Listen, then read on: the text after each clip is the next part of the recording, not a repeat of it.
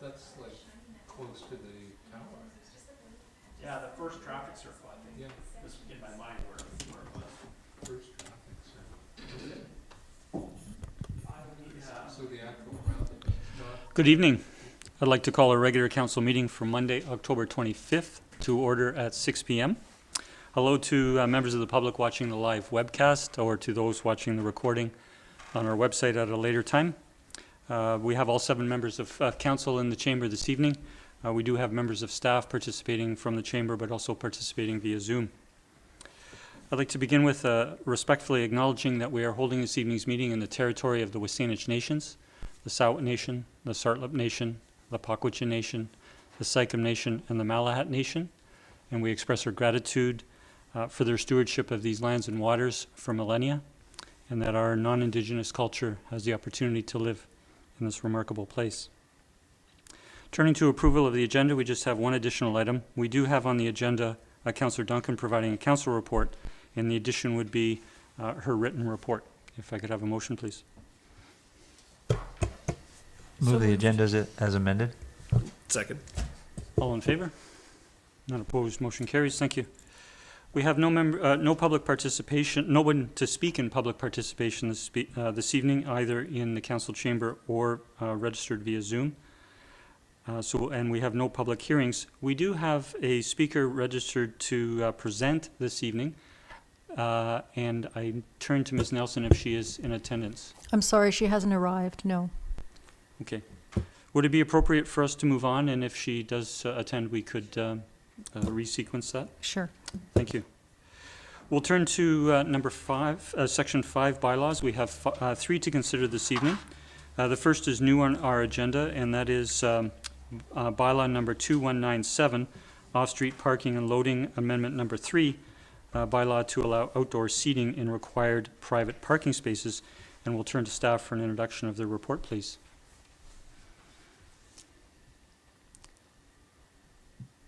Good evening, Ms. Verhagen. Good evening, Mayor and Council.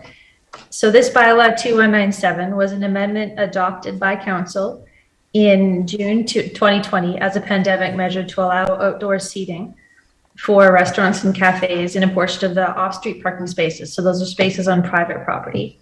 Council made a resolution at that time for staff to bring back the bylaw in no later than 6 months after the date of adoption, and then reconsidered that in October 2020 and asked staff then to bring it back 1 year from that time. So here we are 1 year from that time. We're now proposing that that bylaw amendment be rescinded or reverted back to how it was before, given the condition of the pandemic now and the allowances for seating in restaurants, the vaccine passport requirements. There's currently no restriction on seating within restaurants. And I think only a couple of restaurants in Sidney exercise this opportunity as well. So thank you. Thank you, Ms. Verhagen. I'll turn to Council if they have any questions. Councillor Garnett. Thank you, Mayor. Just through you to staff, has staff had any communications with the businesses that are actually using that, and are they aware of this possible rescinding? Yes, we have. Yeah, we emailed the 2 businesses that we're aware of last week. One of them has actually removed their outdoor patio, and the other one we sent the information to that this was on the agenda and explained the reasons for it. Haven't received communication back, but they were sent the information. Thank you. Thank you, Councillor. And we do have a recommended motion. I'll move that bylaw number 2197 be rescinded. Second. Any further discussion? Seeing none, all in favor? None opposed, motion carries. Thank you. Thank you, Ms. Verhagen. We'll next turn to item 5B, which is bylaw number 2208, amendments to our council procedure bylaw that allow for electronic meetings, our council meetings, committee of the whole meetings, and other committee meetings, whereby council members can participate, members of the public can participate electronically, and citizen appointments to other committees can also participate electronically. It also includes amendments that allow increased public participation at our committee of the whole meetings and regular council meetings, and some other housekeeping items. We've reviewed them in detail at previous meetings, given notice to the public. We have no submissions. We gave first readings at a previous meeting, and we have a motion. I'll move that the bylaw be adopted. Second? All in favor? None opposed, motion carries. Thank you.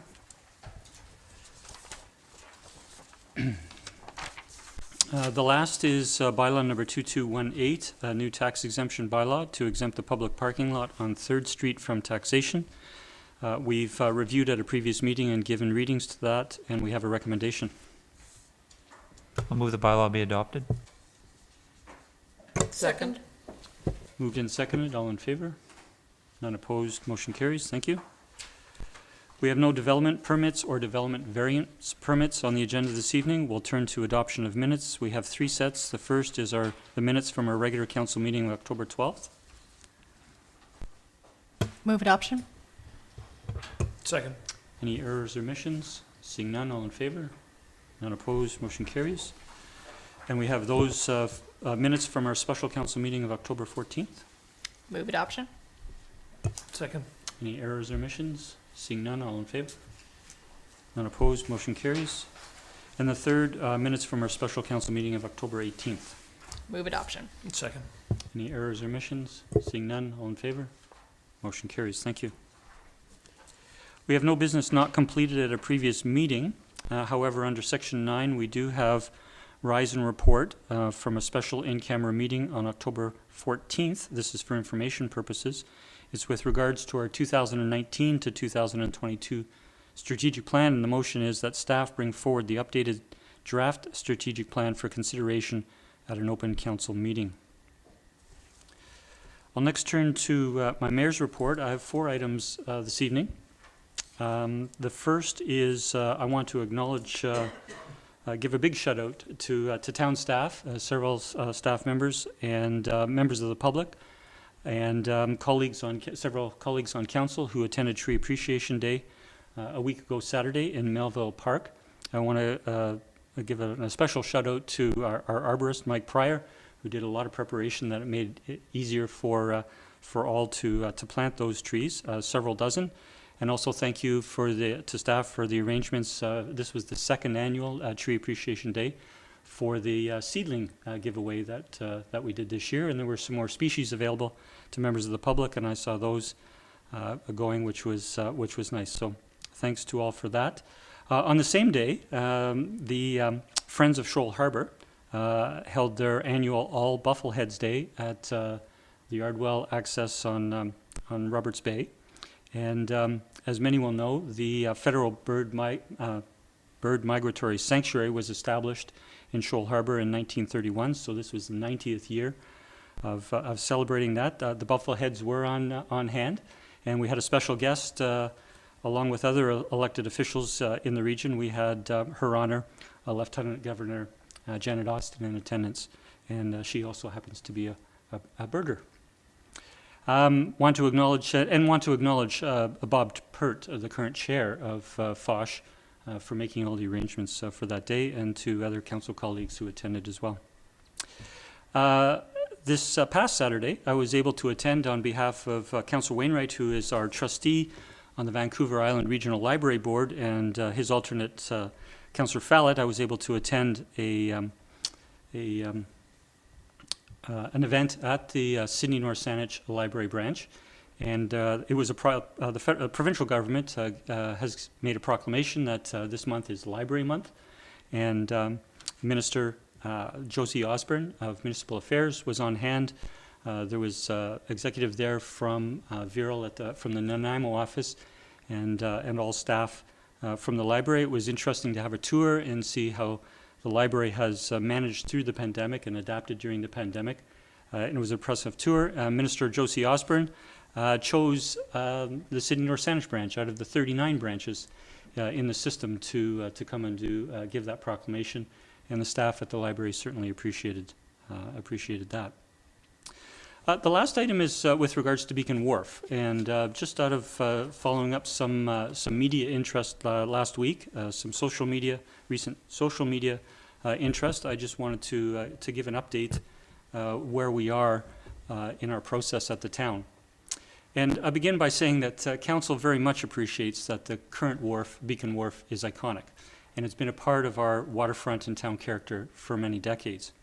Over the last 10 years, engineering condition assessments of Beacon Wharf, along with the experience gained in spending some $400,000 on repairs, indicates the wharf will reach the end of its life in the coming years.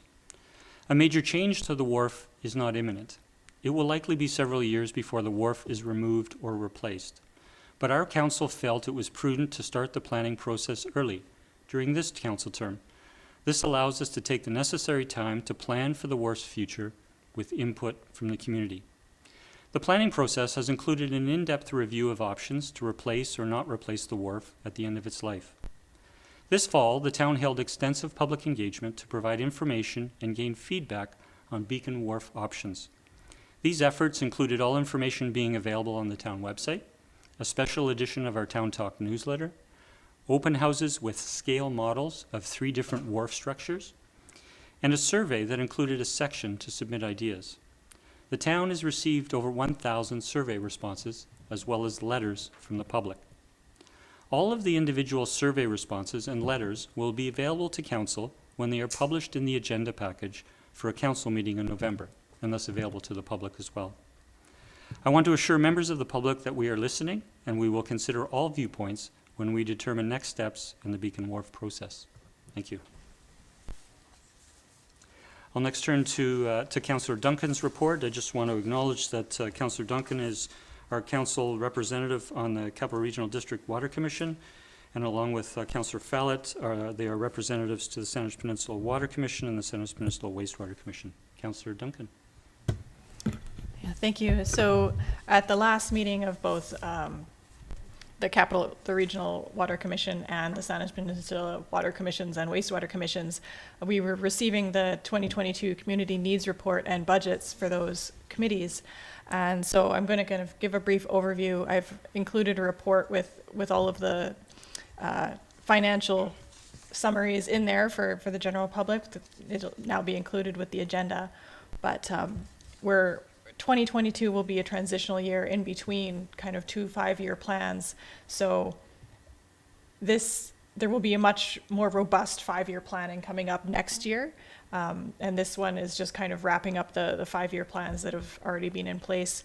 The identified water community needs initiatives at the regional level is we're doing a lot of watershed hydrology monitoring, both within the Gold Stream and majorly in the Leach watershed, in order to assess what kind of additional steps might be needed in the Leach watershed to make it drinkable water to be brought online for the future. And so we're getting a lot of baseline data right now. So it'll be year 3 of 5 is a big budget item for that kind of instrumentation. And 2 new full-time employee positions, a technical staff and administration. Most of the staffing needs of the plant that were increased to meet 24-hour staffing needs were brought online from other sections in the CRD, and they've been staff transfers. Specifically to the Sandwich Peninsula, the earthquake resilience upgrades to the transmission main number 4 is ongoing. And for the rest of the region, we've been continuing with changes to the water treatment system at the Gold Stream water treatment plant. Recently, they replaced the whole UV disinfection system. An unexpected cost was the entire intake filter tower that had to be replaced last year. And the plant's converted to liquid chlorine. So there have been a lot of upgrades to keep maintaining our water supply recently. For both the water commissions, the big thing was that this year, because of the drought conditions, we were substantially over budget in water income due to water sales. And so a lot more money has been transferred to capital savings. The rate base for water service was increased for 2022 due to investments in the physical water treatment plant that I just mentioned. A total of $26.7 million in projects are planned for 2022 in the regional area. The regional water service has debt. Debt servicing is budgeted $8.2 million, which is a decrease of about $40,000 from last year. And the water rate, which is what everyone will want to know about, has increased by about 2 cents per cubic meter over 2021 rates. So it's 0.7332 dollars per cubic meter. So for the average household, your CRD water bill will go up by about $4.32 if you're consuming an average household amount of 235 million liters of water per year. Or for the regional or the Saanich Peninsula Water Commission, the major change that I just wanted to highlight was that for many years this commission has never had any debt. This will be the first year that we've approved debt servicing, and a new loan authorization of $12.9 million was approved in 2021 to continue funding the 5-year plan, and debt servicing costs will begin for this water commission in 2023. The big new issue there is the post-disaster water supply technical working group. So that was established on September 22nd. And we've got Sidney, District of North Saanich, Central Saanich, the Victoria Airport Authority, BC Ferries, and the Capital Regional District meeting together to talk about what to do in a post-disaster, putting in the water main replacement, resilient hydrants, reservoir seismic valves, and staff sharing, things like that might be able to go on if there is in fact a disaster. And that'll be on the next meeting in December.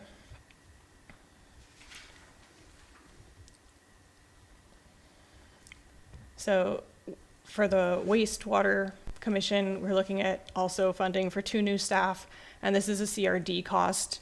There's a biosolids research assistant and lab support. The new costs are associated with the biosolids management plans for the Corrie area wastewater treatment plant, and this is shared amongst municipalities.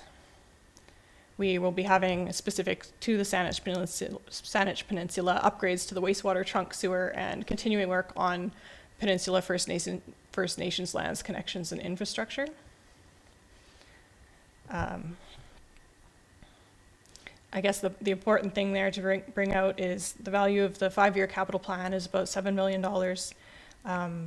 We've had some shortfalls in revenue in the wastewater treatment commission due to revenue shortfall from the heat sales to the Panorama Recreation Center. That we have the district energy system whereby we sell heat to the plant research center and Panorama Rec Center, but there's been some technical issues with that, and so revenues were not as high as they would normally be. And there's a new budget item, so about $66,000 are going to the Harbor Environmental Action Service for the peninsula. Sidney has a fund of about 29% share, which District of North Saanich and Central Saanich supply the remainder of the funding, and this is going under the Wastewater Commission, but what it is actually the group that is going to be looking at the harbors and maintaining the harbors and the derelict boats. So we now have that funded and looked at as a CRD group. If anybody has questions about the report, feel free to ask. I'll turn to colleagues if there are any questions from Councillor Duncan. Seeing none, thank you, Councillor, for all reports, all 3 updates. If we could have a motion to receive Councillor Duncan's report, please. So moved. Second. All in favor? Motion carries. Thank you. We have no committee reports this evening. We'll turn to staff reports, and the first is regarding our 2022 business license fees, and I'll turn to staff for an introduction of the report, please. Thank you, Mr. Mayor. You'll recall that as a pandemic response initiative to support the local business community, Council made the decision last December to waive business license fees for the 2021 calendar year. With the 2022 renewals quickly approaching, we'd like to seek council direction as to what you'd like us to do for the upcoming year with respect to business license fees. So the background in the report identifies what the town's role is in the business licensing process, provides some information about the number of licenses issued, and presents 3 different options for council to consider. One of those would be to discontinue the business license waiver and reinstitute fees for 2022. A second option is to carry on with the waiver for 1 more year or another specified period in recognition of the fact that some businesses are still suffering from the effects of the pandemic. And the third option being proposed is to waive fees for 2022 and direct staff to look at a perpetual licensing regime such as the city of Langford put in place a number of years ago. The financial impacts of waiving the fees for each year is roughly $85,000, which could be partially offset if fees are reinstated for new applications. Currently, the revenue shortage is covered by the Safe Restart grants, but once that's used up, it would have to be passed on through general taxation. And as we all know, the commercial properties bear a larger proportion of general taxation than residential. So with that, we are asking that council choose from the three options presented or provide alternate direction to staff. Thank you. Thank you, Mr. Hisik. I'll turn to questions first before a motion, but I'll turn to Councillor Wainwright. Don't have a question. Okay. Are there any questions for Mr. Hisik? Seeing none, Councillor? Oh, sorry, Councillor Garnett. Thank you, Mayor. Through you to staff, can you tell us the approximate amount that's remaining in the Safe Restart funds? Through the chair to Councillor Garnett, I absolutely should be able to, but it's just the number is not on the tip of my tongue right now. It hasn't changed from the amount projected in the last financial plan. Okay. Thank you. Thank you, Councillor. Any further questions? Councillor Wainwright? Okay. I'd like to move that we waive fees, business license fees for 2020 and direct staff to report back on a perpetual business license program. Thank you. I think you Second. 2022. Sorry, 2022. You bet. We haven't moved in seconded discussion, Councillor Wainwright? No? Thank you. Councillor Duncan? Thank you. I was prepared to move to reinstate license fees for 2022. It's $100 for a business license fee, which is definitely not the thing that's going to be getting the businesses. I feel that this is kind of still a purely symbolic gesture, which, judging from the staff report, having businesses have to come back and renew each year helps them keep data up to date on our businesses, which is important to have.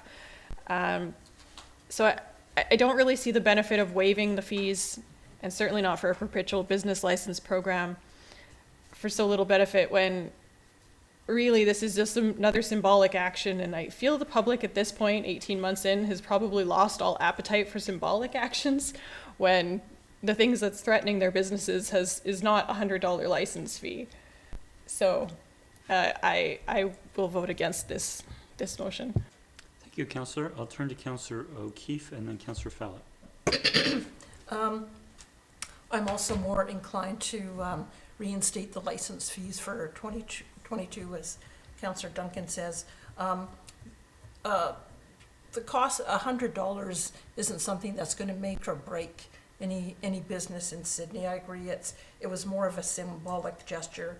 And other things that are on my mind are the fact that staff have hinted that we may have to play catch up next year, that we might have some increases in taxes next year. So when I look at $85,000, so giving that up, kind of, we're digging a bigger hole for ourselves. That's the equivalent, I believe, of about a 0.75% tax increase, I believe, based on previous calculations. So I don't see the value in doing that. I also think it's good to have a process in place to have the annual fire and safety checks, and there is a cost to that, as staff have indicated, so I don't think it's unreasonable to have some sort of recovery in terms of $100 a month for that. And I guess, if we really want to provide support to businesses, we'll have the opportunity, perhaps, once we get our economic development strategy in place, and from that, there might be things that we decide we need funding for.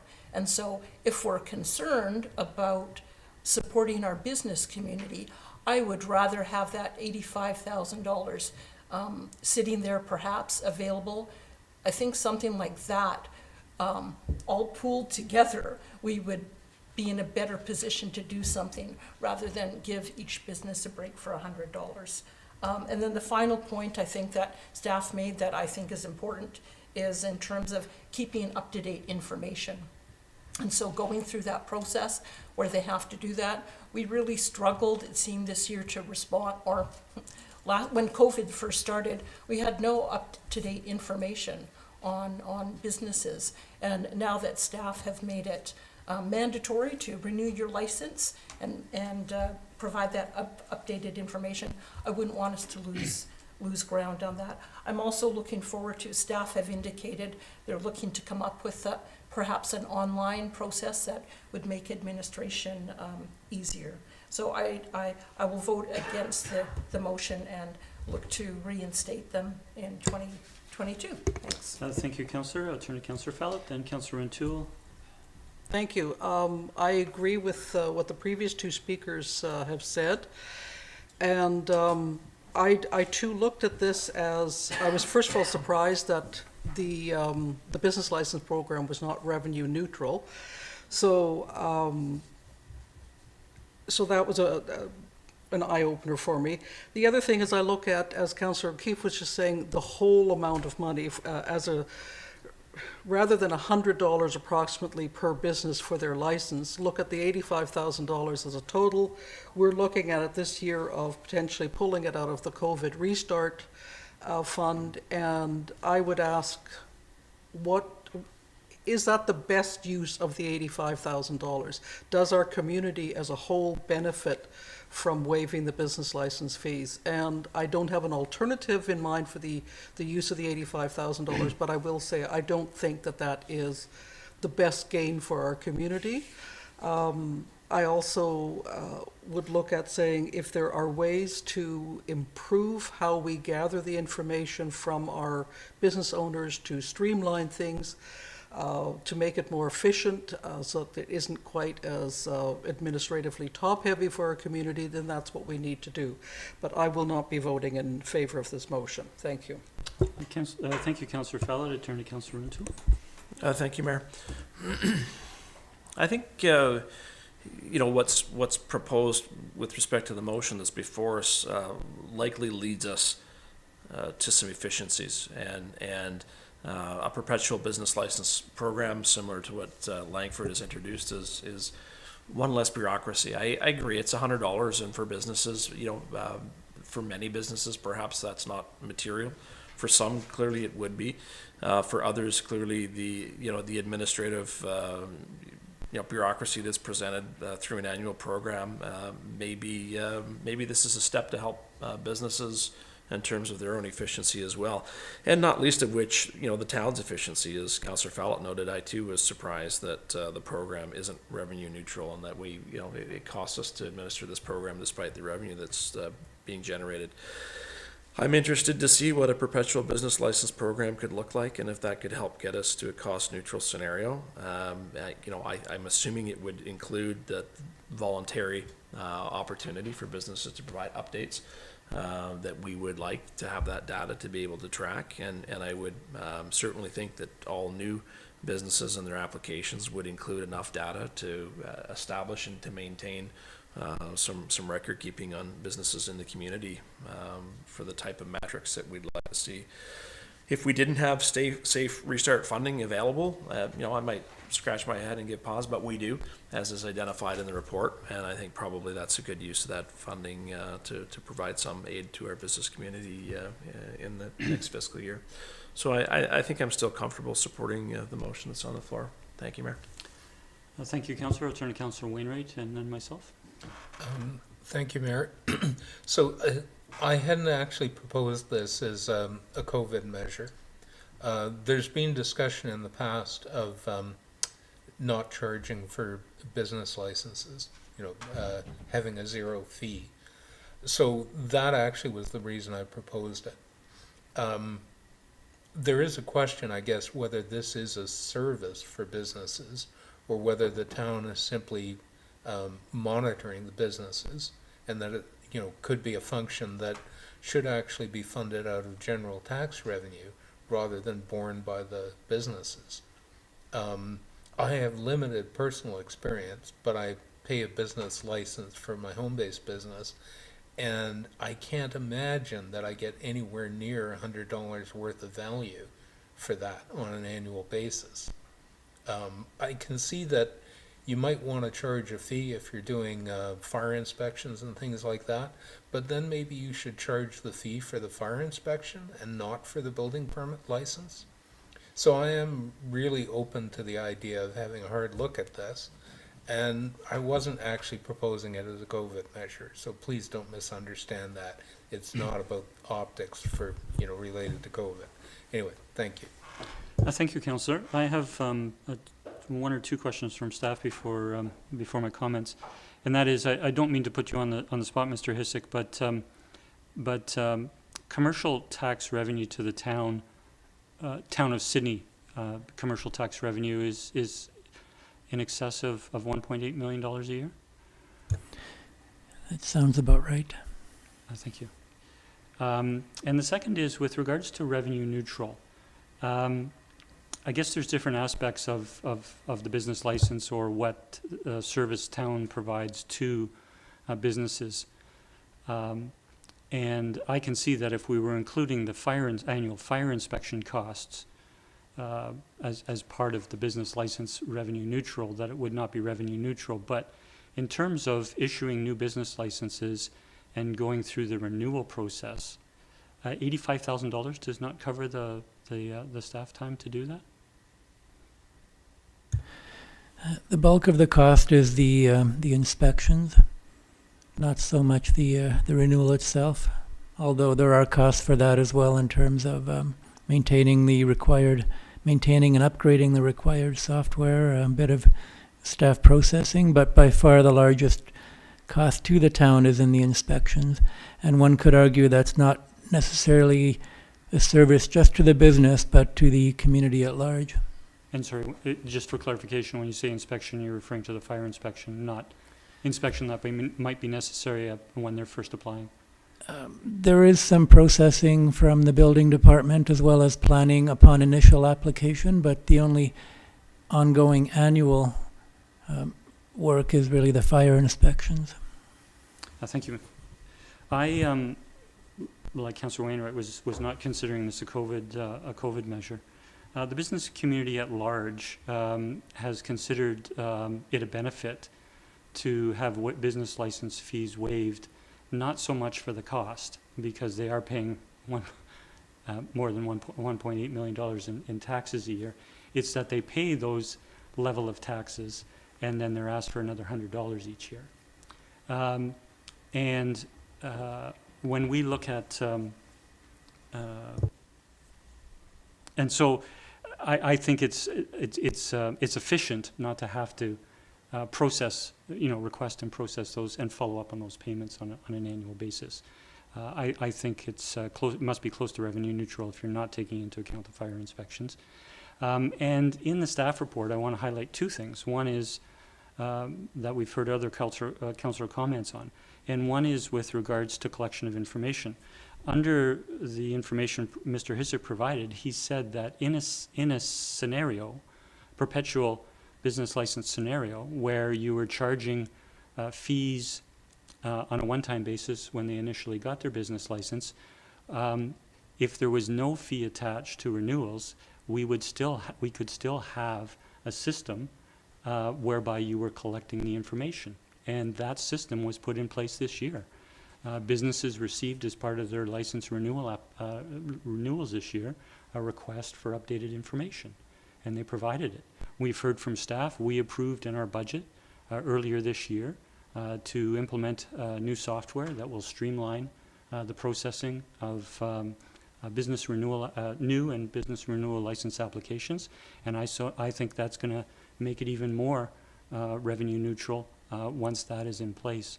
So I think it is feasible to be able to waive renewal business license fees. I might even suggest if staff were to bring forward a perpetual system, that if some of those upfront costs of issuing new business licenses because of building inspections or what have you is not revenue neutral, that we increase the initial business license fee above $100 rather than going back $100 each year. So I will be supporting this motion. I'll turn to any second-time speakers. Seeing none, I'll call a question. All in favor? Opposed? We have 3 opposed. The motion carries. Thank you.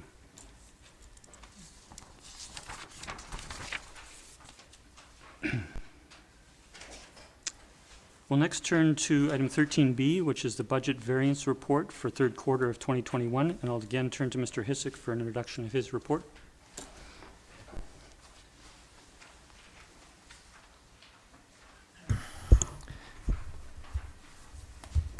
Thank you again, Mr. Mayor. This is the update to council on the financial results for the first 3 quarters of 2021 and is the second of 3 regular financial reports being brought forward to council. The year-end report is presented following each year's audit. We adopted the quarterly model because it allows for very careful analysis and full explanation of variances rather than a more frequent reporting, which is perhaps more superficial. We think this works and provides a high level of information for anyone who's looking for it. So the report includes a long list of operating functions and capital projects with notes explaining the significant variances from budget for each of those. And on the operating side, I'm happy to report there are no areas of significant concern, but we are projecting that we'll use some of the $500,000 of surplus that was used to balance the budget. Exactly how much is still a bit too early to predict, but it'll be significantly less than the full amount. So water and sewer operations are on course. I'm happy to report that the water rate structure is producing the expected results, matching revenues to expenses. The review of the sewer rate structure is going to be put on hold as we want to give at least 1 full year for the water rate to be operational just to see the impacts of it. And I think we'll perhaps learn something prior to tackling sewer in 2022. On the capital side, as noted at the last reporting period, we've broken down the projects into 4 categories to make it easier for council to analyze. On the capital side, to date, we're only at 22% of funds expended, which is a bit lower than usual, but it can be explained by a few large projects that were uncertain to proceed this year, such as the James White Boulevard Infrastructure Plan project. We generally complete 55 to 60% of capital by year end. We will likely be below that figure this time. And there are 44 different notes on the various capital projects explaining the projected variances and results. If council has any questions on individual items, we'll be happy to address them. Thank you, Mr. Hissick. I'll turn to Councillor Fallot. Thank you. Through you, Mr. Mayor, to staff. Under the infrastructure and replacement plan, I notice on items 43, 45, and 51, we've got some significant savings in under budget. 43 shows us that we're about 50%, 20,000 under budget. Item 45 is not quite finished and all the invoices have come in, but we're also expecting this to come in under budget. And there's 2 projects under item 51 which are showing a savings, and in this case over 40%. So, you know, I'm really quite excited and happy about that and think that's great. But I'm curious how we've achieved such savings, because during COVID we keep hearing about supply chain and increasing construction costs. So did we just luck out? And if so, do we know why? Or did we do something differently that brought the jobs in under budget? Or is this about our estimating?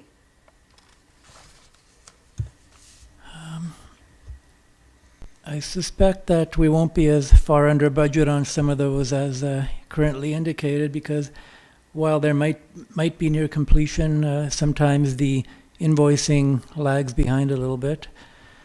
What happens sometimes, though, is the scope of the anticipated project does change once we're past the design phase into the construction. Sometimes we have to do a little less than anticipated due to certain conditions and vice versa. So you will see some overages, some underages. I would say what's happening right now, because we're only at 22% for the year, is a bit unusual. In a typical year, you'd have more offsets between overages and underages. So we certainly can look into the specifics of those three items that you mentioned and follow up with you later. Thank you. Thank you, Councillor. Are there any further questions? Seeing none, or Councillor Gardner? Thank you, Mayor. Through you to staff. Curious about the cost sharing agreement with the library. I know I've mentioned this in previous years. When does that agreement expire? That agreement was renewed in good faith up to 2022. So we will be looking at it along with actually most of our other cost sharing agreements with North Saanich prior to the end of next year. Great, thank you. If I may, I was looking at under protective services, and I know you didn't make a special note of it, but under fire protection, are we tracking to be on budget in that particular item?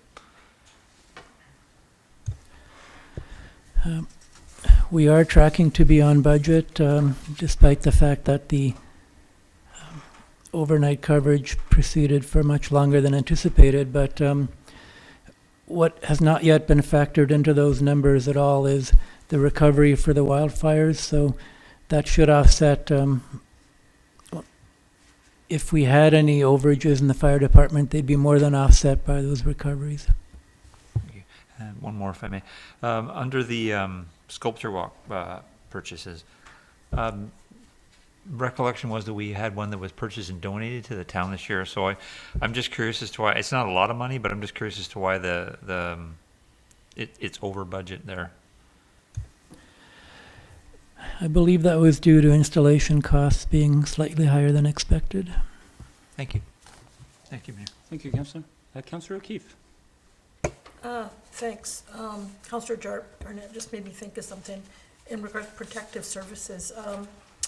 So our number eight, the RCMP contract, and it looks like we're projecting some annual savings. And I saw something recently, I think through UBCM, about the RCMP contract negotiations, and they were anticipating additional cost to municipalities once that contract has been signed off. I guess, are we anticipating any additional costs? Are we factoring that into our projections yet? We've been factoring those into our projections for a number of years now and setting aside some anticipated costs for 3 or 4 years, so the impact will not be that significant at the end of this year. Okay. Thank you. Thank you, Councillor. Seeing no further questions, do we have a recommendation? Move receipt. Second. Moved and seconded. Any further discussion? I just want to thank staff for, we know the significant amount of work that goes in from the finance team to prepare this report, which I think demonstrates our diligence in this area, so thank you. I'll call the question. All in favor? None opposed, motion carries. And under 13C, we have our monthly building permit report for September. Move receipt for information. Second. Any discussion? Seeing none, all in favor? None opposed, motion carries. We have no correspondence under 14. However, under 15, we have a number of items to be received for information. Second. All in favor? None opposed, motion carries. We have no notices of motion, but we do have a motion to go in camera closed meeting this evening. I'll move that it is in the opinion of council that the public interest requires that persons other than members of the council and officers be excluded from the meeting to consider confidential matters respecting a personnel matter pursuant to section 90.1C of the community charter, and that council continue the meeting in closed session. Second. All in favor? None opposed, motion carries. Thank you, and a motion to adjourn. So move. Second. All in favor? Motion carries. Thank you, everyone.